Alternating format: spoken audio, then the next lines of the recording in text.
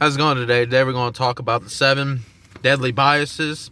Basically, I got this. I didn't come up with this biasism, but anyway, I can leave a link down in the descriptions. Actually, from Charlie Munger, and I picked out 7 of them. A lot of them are through how to influence people and stuff like that. This one I just picked out for the investing standpoint, since I'm investing. I'm trying to make you friends or anything. Maybe, hopefully, along the way you do, but we're here to pick out good stocks, and these are biasism that a lot of people overlook. They always look at finance, and it's like the old saying: if all you need to do in investing to be good at it is accounting and math, and all the math, all the richest people would be math people. Math teachers would be the best, and mathematicians and all that would be the richest people in the world. But there isn't. And now this is, I'm not saying there's a secret to it. It's almost like a balance between accounting and finance and numbers to these biases, and manage your emotions. And these are the 7 ones I think are the most important, and to always watch and make sure you stick to later in the video. The kind of most important one, I saved it for last. So essentially, anyway, like, subscribe. I give stock tips and everything, but these are the 7 deadliest biases that you should avoid.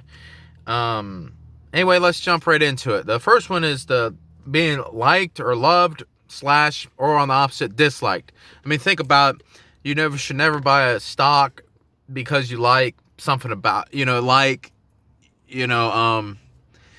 mean, there's numbers, but let's say you like the CEO as a person.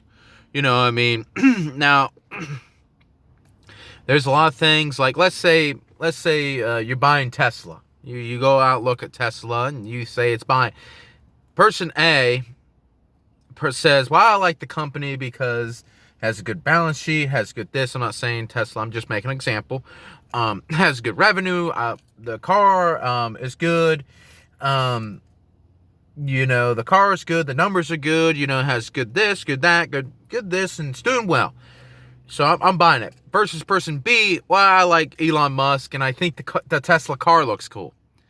I mean, who do you think will probably be a better investor? I mean, you can go back and forth, but the person that's probably looking at the fundamentals, he's probably will. Because what happens in the real world, you can be the person B, the gambler, what I call him, and you might do well. But when things go bad and you don't understand the business, you're going to might sell. You're going to have an urgent to go, oh my God, I mean, let's say Elon Musk leaves, or let's say they discontinue the car you liked. What are you going to do then? You still going to buy it? You going to sell it? I mean, a lot of things can happen. And if you're just buying it just because you like something, then you probably won't, it's kind of like, and that's what just, and that's how kind of greed works. You always, a lot of people always go, wow, the stock performing well. I like the performance of the stock, so I'm going to buy more. And that's what happened with Bitcoin. I mean, a lot of people, oh, this Bitcoin. They had no idea even what Bitcoin was. They couldn't even tell you what blockchain was. And they couldn't even tell you what any of that stuff was. But people pile into it, you know what I mean? And they kind of liked it because everybody else liked it. And it just a herd of people, herding in there without even knowing what they're doing. And that's why a lot of people lose a lot of money in the stock market, or could possibly. I mean, you can make money, but you basically might as well just go to Las Vegas. You have the better chances out there. You have a 50-50 chance, in the world of investing. And there's the dislike thing. Let's say you dislike somebody. You see that all the time in politics. They don't even, how many times if you're, oh, well, I don't even watch Fox News because I dislike the Republicans. Or I don't watch CNN because I dislike that. You don't even want to hear them. And I mean, you go throughout history, there's certain people that our society dislikes, and it's like Hitler. I mean, name one thing that Hitler did good. Not that you can't name any. Now name all the bad.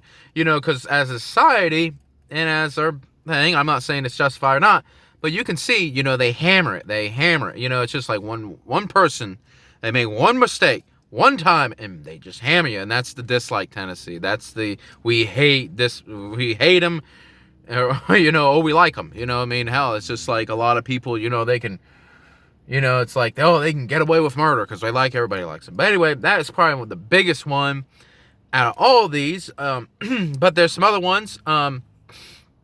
association. This is kind of how the company associated. You know what I mean? Like they associate price with value. So essentially, the price of the stock is up, so it must be a good buy. I mean, it's more expensive. I mean, this is more of a marketing thing, but this happens in the stock market too. That's like looking at the price and going, oh, it's expensive. $100 a share is expensive. I mean, oh, it's $20, so it must be better than $100. If you think that way, you're going to get killed. that could probably ruin your first harder than the first one. And now number 3 is thinking they're better than they are. I mean, you can see this, and you can see a lot of confident people do a lot of dumb things, and it's like the person, I mean, I don't know if you ever worked or whatever, but you ever worked at a place, and you work there for a while, and you get this new guy in there, and he's like, oh man, I know how to do this. This job is easy. How many times have you heard a new person at your work or wherever you are going, man, this is easy. This is easy. First day on the job, and they think it's easy. And then you're sitting back, oh, just wait. You know what I mean? Because they're just ignorant in that, into that environment. They just don't really understand all the risk, all the things. So essentially, a lot of people think they're smarter than what they are. And that happens a lot in the stock market. They think, oh, well, I'm an expert in every single thing, and I know this because I know one thing. I watched one YouTube video and I'm an expert on it, or something. They never took on the course of this or that. They never really dove into it. I'm not saying you have to be an expert on everything you do. I mean, I'm not, because what is an expert? But I believe you should have to go in there knowing like you know nothing, because, and then, then it's just like that new person. They stand there for a couple days and they go, man, this is a lot harder than I thought, whoa, this is a little more complicated, it just, it looked easy, he makes it look easy, wow, this is easy, I can do it, then they mess up. It's just like, you're watching some drummer or guitar player or something. Oh, he's just doing this. It must be easy. I can do that. Then you go out there and screw it up 1,000,001 times, and you can eventually learn, but that's thinking they're better than they are. And that bias will get you burned on a lot of things. And now this one is kind of forecasting it. They're over optimists about it. They think they're over positive. I mean, these CEOs, you have to think, these CEOs, how they really got started, a lot of them as business owners, they know how to raise capital. And how do you raise capital? You have to go, hey, I got this business, I'll give you X percentage of my business, you give me 100,000. So they're good at selling their business. So a lot of these CEOs will come out and say, oh, it's a great quarter, fantastic quarter. Everything's great, man. The outlook looked great. Everything looks great. Everything's great. Oh my God, this blew it away. We blew away the numbers. And how many times, they're kind of overselling it. They're saying great. Was it? They never tell you the numbers, but they're great numbers. I'm telling you. You know what I mean? How many times do you see the CEO, or they go downplay it, and this is the reverse side. They go downplay it. Well, it's not that big of a deal. It's like FedEx recently. They said, oh, Amazon leaving, that's not a big deal. Then the stock went down 5%. And then the next quarter that came out, it was a bigger deal than they portrayed, and the stock got killed 50%. So, I mean, you have to kind of look at that, especially with the CEOs. They go do that a lot. They go always say, oh, well, everything's looking great, looking fantastic. The future looks great. I mean, then they come out and go, oh, it's a bigger problem than we thought, I mean, but it's not that big yet, then it could be Bear Stearns, and just look that up with the conference call right before they filed bankruptcy. They said everything is fine, and it's kind of funny, but that's kind of over optimism, and they kind of downplay it. They always sugarcoat it, and you have to watch out. Some are worse than others. Some tell you the numbers, but always don't read the headlines, especially in earnings reports. That's just my experience with that. Over positive. And now the next one is social proof. We like people that have social proof. That's why we quote people. That's why we quote Warren Buffett. We quote Benjamin Graham. We have reviews on websites. It's a great company. So-and-so likes it. Warren Buffett bought Apple, so I'm buying Apple.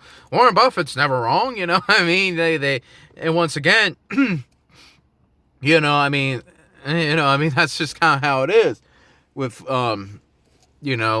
with social proof, and it works tremendously well. And that's why these banks, they tell you how long they've been in business. Oh, we've been in business for 130 years. We never got wrong once, we're fantastic, and, that's just how it works, and that's kind of social proof. Be like, oh well, I mean, who would you? It's just like, I mean, who would you trust? The talking heads on the business channel, or some guy like me. I don't have the social proof. I don't have I'm sitting in my car, out in a McDonald's parking lot. Who you gonna believe? That guy? Even if we said the exact same thing, and there's actually studies out there. They got these people, and they said he was a PhD and he was an expert.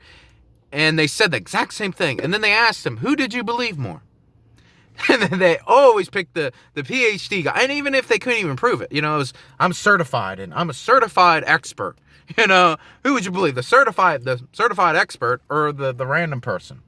The guy that maybe looked like a homeless person that don't really know, but maybe he knows more. He says the same thing, but he's wrong. And the guy with the social proof, he's right, This way it is, and it kind of ties into the authority bias. The authority bias is like, let's say I tell you to stop. You're running. I tell you to stop. You're not going to listen. Let's say a police officer tells you to stop. You're going to stop. You know what I mean? It's just the way it is. That's how the society works. And we see authority bias like, oh, Bank of America upgrade. It has, and it's kind of, and it's going to tie into the last one, the most powerful one, is their authority. You know what I mean? Their authority. They go say, well, we're Bank of America, we're a big thing, and we have all this authority and all this, and, the social proof and authority kind of works both together, hand in hand, and we tell you to buy it, so everybody buys it, and that's why the stock shoots up. And now the last one, the most powerful one, and it's biased, well, it's on its own. It's called the Law of Palooza.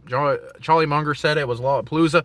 What it is it's multiple biases of working all together. I mean, it'd be like a statement, it's like the person that goes, I'm going to buy stock B or Tesla, whatever. Let's just use Tesla. A lot of people know Tesla and like Tesla. But anyway, let's say I like Tesla because I like their cars. Some guy on CNN said it was good buy, and my, this expert I was reading says it. So, and it's a great deal. It's a great, fantastic deal. And I think I know everything about it. So, that's basically, and it's affiliated with let's make up an oil company. And I like the oil company too. So essentially that's Law of Palooza. That's all the base of the biases. I'm doing it.